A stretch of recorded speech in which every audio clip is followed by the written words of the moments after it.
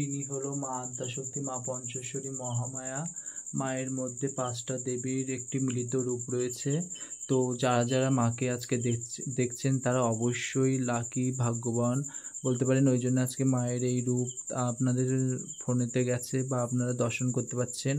আর সকলে মা পঞ্চেশ্বরী মহামায়া বলে কমেন্ট করুন মাকে। আর সকলে দেখুন মায়ের চোখের লীলাটা দেখুন একবার। মার মুখখানা দেখুন কত সুন্দর, পুরো মা জীবন্ত এখানে। আর সকলে মাকে পঞ্চেশ্বরী মহামায়া বলে কমেন্ট করুন। আর মায়ের মধ্যে 5টা দেবীর একটি মিলিত রূপ রয়েছে। এখানে মায়ের ভোগটাকে দর্শন করুন আপনারা। দেখুন মায়ের আজকে কৌশিক অমাবস্যায় বিশেষ পুজোতে মায়ের ভোগ নিবেদন করা হয়েছে। এখন বাজে রাত 3টে। তো মায়ের পুজো হলো, বিশেষ পুজো। আর আপনারা সকলে যারা মায়ের কাছে পুজো দিতে চাইছেন বা আসতে চাইছেন তারা অবশ্যই কমেন্ট করে জানাবেন। আর মায়ের কাছে আসলে আপনাদের সকলের মনস্কামনা পূর্ণ হবে।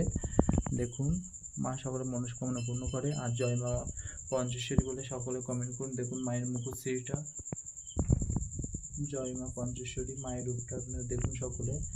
আপনি বা আপনারা সকলে খুবই ভাগ্যবান, ওই জন্য মায়ের রূপ দেখতে পাচ্ছেন বা আপনাদের ফোনেতে মায়ের রূপ গেছে।